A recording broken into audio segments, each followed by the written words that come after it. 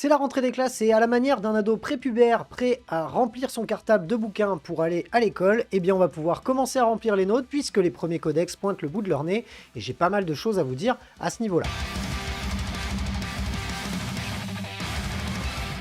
Salut les roumettes, mon blast, c'est Félix, vous êtes dans la Wargame Room et aujourd'hui on va parler de la mise en page, de l'arborescence, de l'organisation, du contenu des futurs codex de Warhammer 40 000 V10 puisque le premier sort la semaine prochaine pour les tyrannides, et on sait enfin, eh bien, qu'est-ce qu'il va y avoir à l'intérieur de ces beaux bouquins. Tout d'abord, au niveau de l'organisation et du contenu pur et dur de ces codex, on va avoir donc, comme d'habitude, une partie fluff, une partie d'artworks, et bien évidemment des photos de figurines. Ça, rien ne change. Par contre, au niveau des règles, on va avoir quelque chose de beaucoup plus fluide, ce qui fera très certainement partie des points forts, je trouve, de ces codex, mais aussi de leurs points faibles. C'est-à-dire que on va avoir une simplification des règles, puisque désormais, il n'y a plus 12 000 améliorations différentes, des sorts psy, des prières, des tout ce que vous voulez. En fait, le codex va se diviser en trois parties, en fait, pour le jeu égal. On va avoir simplement la partie règles d'armée et de détachement, la partie data sheets et la partie coup en point. Déjà, rien qu'à ce niveau-là, on est plutôt sur un truc assez fluide, et en plus de ça, on va avoir certaines règles liées au format croisade. C'est tout ce qu'on retrouvera dans, en tout cas, ce codex, et j'espère que Games Workshop continuera dans cette lancée sur l'écriture des suivants. Et avant d'aller plus loin, je vous invite, si vous aimez le contenu de la chaîne, comme d'habitude, à vous y abonner si ce n'est pas déjà le cas, à mettre le petit pouce bleu sous la vidéo, et à vous aussi me donner votre avis sur ces futurs codex qui arrivent. Si vous voulez aider le studio dans son développement, comme d'habitude, vous pouvez aller sur Tipeee, Tipeee Stream, ou encore commander vos figurines chez MyHobbyPlace, ou encore même faire vos commandes chez Amazon. On a des petits t-shirts qui arrivent sur un futur site internet, je vous en parlerai un petit peu plus tard, et en tout cas pour ma part, vous pouvez me retrouver tous les lundis soirs à 20h30 sur Twitch. Donc je vais commencer par les points faibles liés à ces sorties de codex, puisque je trouve que c'est bien qu'on se débarrasse directement du négatif et qu'on puisse enchaîner sur le positif, parce qu'il y a, selon moi, beaucoup plus de choses positives à dire à ce niveau-là, plutôt que de points négatifs. Le plus gros point faible, selon moi, c'est l'obsolescence programmée des premières cartes d'armée qui étaient sorties au début de la version. Je m'en doutais, on s'en doutait un petit peu tous, mais on se rend compte que sur par exemple ce premier codex, certaines datasheets ont changé, certaines règles ont été réécrites, que ce soit des stratagèmes ou encore des règles de détachement, et en plus de ça, on a des nouveaux détachements. C'est-à-dire que si on avait acheté nos cartes tyrannides il y a 2 mois, et qu'on a fait peut-être 1 ou 2 parties entre-temps, et bien là, on a un nouveau paquet de cartes à acheter, et ça, je trouve que c'est vraiment dommage. Je pense qu'ils auraient dû limite pas les sortir, ou du moins les inclure. Enfin là, on en viendra à mes attentes en fin de vidéo, mais voilà, je trouve que c'est peut-être le point le plus négatif, on va dire, à ce niveau-là, et en plus de ça, je trouve que encore le prix du papier étant ce qu'il est, de l'impression, je trouve que c'est vendu beaucoup trop cher, mais ça, encore, c'est des problèmes de politique de Games Workshop et de marketing, et ça, je n'ai absolument pas la prétention de pouvoir en faire une analyse, donc on va simplement passer, mais pour moi ça reste quand même un point négatif. Les bouquins sont chers, ont une durée de vie programmée, je trouve qu'il faudrait faire quelque chose à ce niveau-là, et on en parlera un peu plus tard dans la vidéo. Et mon dernier point faible, qui est autant en fait un point faible qu'un point fort, c'est que on est sur des bouquins beaucoup moins touffus, et je pense que pour quelqu'un qui veut jouer de manière un petit peu plus simple, c'est beaucoup plus facile d'accès.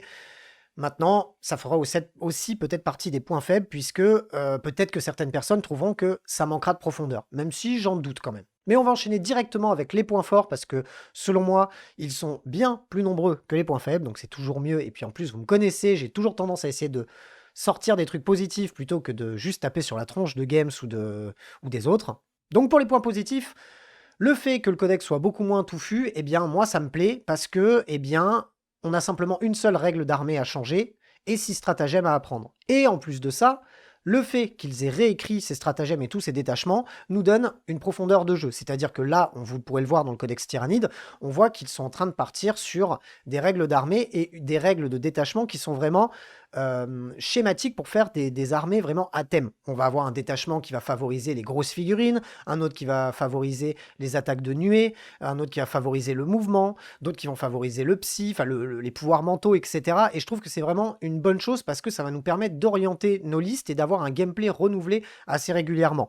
Maintenant, sur un codex touffu comme celui des tyrannides, c'est cool parce qu'il y a beaucoup de datasheets. Maintenant, il faudra voir ce qu'on pourra faire sur les armées où il y a quand même beaucoup moins d'unités, puisque selon les détachements, on jouera très certainement à chaque fois la même chose. Ça risque d'être peut-être moins intéressant, peut-être pas moins intéressant, mais du moins diversifié que ce que l'on peut trouver dans le codex tyrannide et ce que l'on pourra très certainement trouver dans le codex Space Marines. Donc pour faire le récap de ce qui pour moi est selon moi moins touffu et intéressant et fluide, c'est que désormais on joue une règle d'armée qui ne changera jamais, et ensuite on choisit un détachement. Ce détachement nous donne droit à 4 améliorations différentes et à 6 stratagèmes.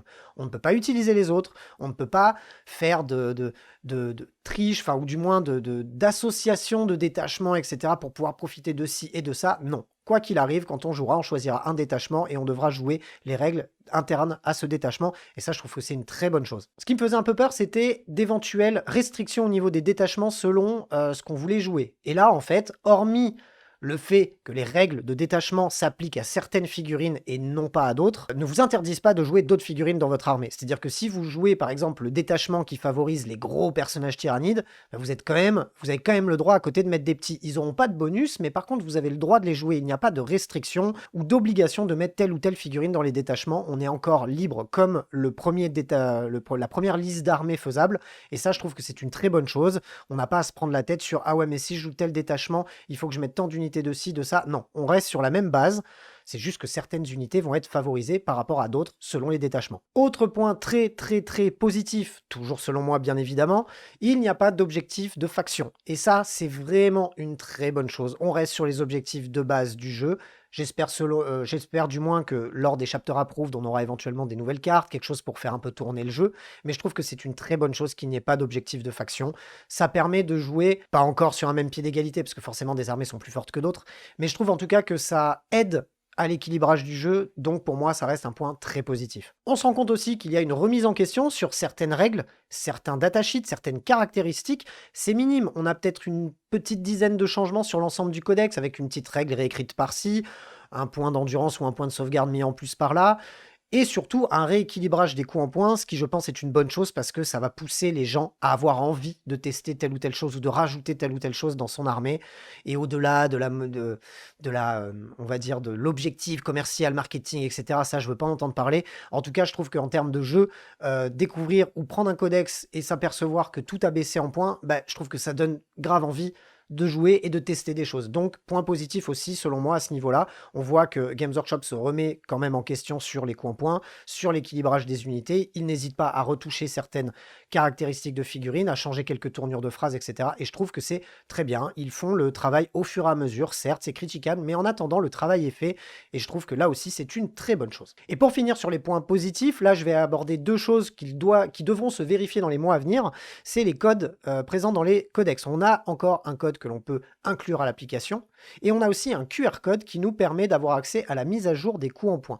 Alors j'espère qu'à la suite, ce QR code nous permettra aussi d'avoir les FAQ. Ça serait vraiment génial à chaque fois qu'on joue de se dire « Zut, est-ce qu'il y a une FAQ qui est sortie? Tiens, QR code sur le codex. » Bim, dernière FAQ, dernière hausse ou baisse de coups en points. On a tout à dispo et je trouve que c'est quelque chose à développer. Mais pour le moment, je ne peux pas vraiment encore en témoigner parce que j'ai pas encore testé. Mais quand j'aurai testé cette fonctionnalité-là, je n'hésiterai pas à vous en reparler. Donc mes attentes par rapport à Games Workshop en tant que simple consommateur, ça serait un éventuel effort au niveau soit du prix du codex, soit le fait d'inclure les cartes à l'intérieur du codex quand on l'achète.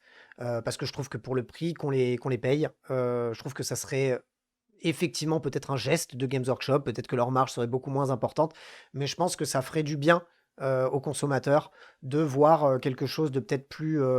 soit voilà une offre groupée avec le codex les cartes, soit une baisse de prix parce que je trouve que c'est encore un petit peu cher. Autre attente, c'est au niveau du suivi et des mises à jour. On est en 2023. Alors voilà, il y a du QR code, il y a du code à rajouter dans les applications, c'est génial, c'est bien, il commence enfin à prendre le train en marche, mais j'espère vraiment qu'il va y avoir un suivi. J'aime beaucoup la dernière application Games Workshop sortie, celle d'avant est selon moi un énorme fiasco, j'espère vraiment qu'ils vont réussir à mettre à jour leur application actuelle au top avec les codes qu'on aura dans les codex pour tout retrouver sur le téléphone. J'en attends vraiment quelque chose de cette application, quitte à l'avoir qu'en anglais dans un premier temps, mais au moins avoir vraiment toutes les mises à jour en temps réel et surtout pas d'erreur, ça serait vraiment bien. Donc ça reste une de mes attentes, même si je pense qu'ils ont commencé à comprendre vu la qualité de la dernière application sortie. Je pense qu'à ce niveau-là, on devrait ne pas être déçu dans les mois et les années qui viennent. Ma dernière attente, elle est au niveau de la course à l'armement après sortie de codex. On le sait, hein, on l'a vu en V9, les codex avaient tendance quand même à monter vachement en gamme, sauf certains écarts. Mais il y en avait qui montaient vraiment en gamme. On disait, ouais, bon, un nouveau codex sort, ça va être pété. Et alors, je pense que la nouvelle arborescence de codex, c'est-à-dire avec des choses données, c'est-à-dire détachement, stratagème, optimisation et basta, ça peut aider à l'équilibrage du jeu. Maintenant, j'espère vraiment qu'il y aura, dans les codex suivants, pas trop de détachement complètement fumé par rapport à d'autres. Il faudra ça, de toute façon, il faudra tester, il va falloir attendre la sortie des codex, les FAQ qui iront avec, les baisses ou les augmentations de coûts en points. Mais dans tous les cas, j'espère que la course à l'armement, il y en aura une, ça c'est sûr, mais qu'elle sera en tout cas moins importante et moins impactante que ce qu'elle a pu être en V9. Voilà, j'espère que cette vidéo vous a plu. Si c'est le cas, comme d'hab, vous mettez le petit pouce bleu. Donnez-moi votre avis dans les commentaires sur vos attentes par rapport à ces codex. Ce que vous auriez fait, ce que vous auriez aimé voir, ce que vous auriez aimé ne pas voir. Je sais que pour le moment, très peu d'entre nous les ont en main, mais on commence à avoir quelques aperçus sur les internets. Donc n'hésitez pas à me donner votre avis. On se retrouve très bientôt pour plein d'autres vidéos. D'ici là, prenez soin de vous. Salut les roommates.